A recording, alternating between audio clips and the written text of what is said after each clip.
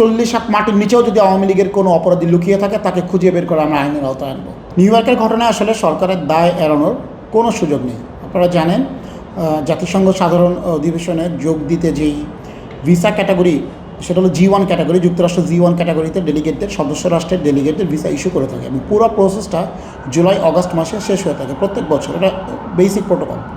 তো Bangladesh consulate office মনে করেছিল যে মাননীয় প্রধান উপদেষ্টার সাথে ভিভিআইপি মর্যাদায় বা একই গেট দিয়ে অন্য রাজনৈতিক নেতৃবৃন্দ বের হবেন। সেখানে কিন্তু বিএনপির নেতৃবৃন্দ ছিল, জন এফ কেনেডি বিমানবন্দরে বিএনপি নেতৃবৃন্দ ছিল, কিন্তু ভুল জায়গায় না, তাদেরকে যে ইনফরমেশন দেওয়া হয়েছিল তারা তার ভিত্তিতে অন্য একটা গেটে অবস্থান করছিল।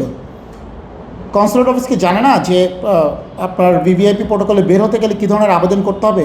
আপনার নিউ ইয়র্কের থেকে যে জাতিসংঘ সদর দপ্তর, সেখান থেকে একটা গ্রাউন্ড পাস নিতে হয়, প্রোটোকল অ্যান্ড লিয়াজ অফিসে যোগাযোগ করতে হয়। কোনো কিছুই কিন্তু বাংলাদেশের পররাষ্ট্র মন্ত্রণালয় বা নিউ ইয়র্কের কনসুলেট অফিস কোঅর্ডিনেট করেন নাই, যার ফলে আমাদের রাজনৈতিক নেতৃবৃন্দকে অনেকটা অসহায়ভাবে আওয়ামী হায়নাদের মুখে পড়তে হয়েছিল।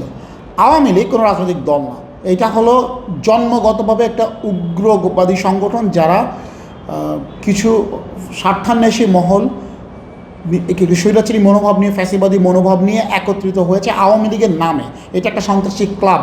তো তাদের যারা ডায়াসপোরা অ্যালায়েন্স রয়েছে, বিদেশে রয়েছে, তারা কিন্তু একই মতাদর্শের। এবং আপনারা নিশ্চয়ই জানেন শেখ হাসিনা স্বয়ং নির্দেশ দিয়েছে নিউ ইয়র্ক থেকে একটাও যেন অক্ষত না ফিরে। সে যেই ফ্যাসিবাদ বাংলাদেশের 16 বছরে কায়েম করেছিল, সেটাকে পুনরায় ফিরে পেতে বা তার ক্ষমতাকে পুনরায় নিরঙ্কুশ করার জন্য পুরো বিশ্বে যেখানেই আওয়ামী লীগের লোকজন রয়েছে তাদেরকে সে ব্যবহার করছে, উস্কানি দিচ্ছে, দেশের ভিতরেও দিচ্ছে, দেশের বাইরেও দিচ্ছে।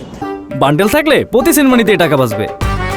বিকাশ সেনমানি বান্ডেল কিনে জিতুন প্রতি লেনদেনে। একদিকে যেমন সরকারের এখানে দায় এড়ানোর সুযোগ নেই, অন্যদিকে আওয়ামী লীগ যে একটি উগ্রবাদী সংগঠন, একটি সন্ত্রাসী সংগঠন, একটি স্বৈরাচারী মনোভাব সম্পন্ন সংগঠন, সেটা তারা আবারও প্রমাণ করেছে। দেশের ভিতরেও হাসিনার সেই নির্দেশ যে আমি আবার চলে আসছি, চট করে ঢুকে পড়ব, এই ধরনের যেই কথাবার্তা বলে সে দেশের নেতাকর্মীদের বিপদে ফেলছে।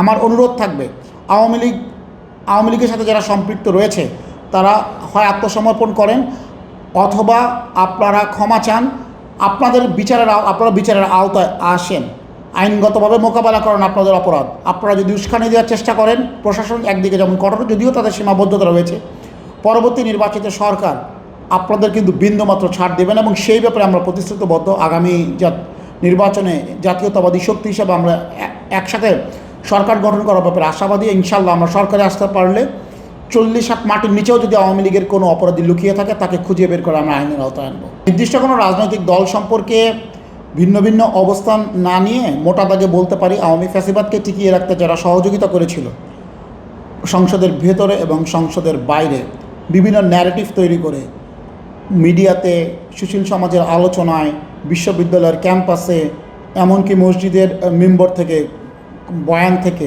ওয়াজ মাহফিল থেকে, সব জায়গা থেকে যারা হাত পাখা দিয়ে বাতাস দিয়েছিল অথবা আওয়ামী ফ্যাসিবাদকে টিকিয়ে রাখতে যারা প্রত্যক্ষ পরোক্ষভাবে সহযোগিতা করেছিল, সেই সমস্ত রাজনৈতিক শক্তি, অরাজনৈতিক শক্তি, সুশীল সমাজ, মিডিয়া, সবার প্রতি একই, সবার বিষয়ে আমাদের একই অবস্থান। ফ্যাসিবাদের ঠিকানাই বাংলাদেশে আর হবে না। রাজনৈতিক দলগুলো রাজনীতি করার অধিকার আছে কি নাই, এটা তো সংবিধান দ্বারা, আইন দ্বারা নির্ধারিত। আমরা মনে করি প্রত্যেকটা সংগঠন যদি সংগঠন হিসেবে অপরাধ করে থাকে তাদের বিচার করার সুযোগ রয়েছে, বিচারের আওতায় আসবে। বিচারের পর যে রায় আসবে তার অনুযায়ী তাদেরকে রাজনীতি করতে হবে। তবে রাজনৈতিকভাবে, সামাজিকভাবে আমরা তাদেরকে সবভাবে বয়কট করতে এবং প্রতিহত করতে সর্বদা প্রস্তুত।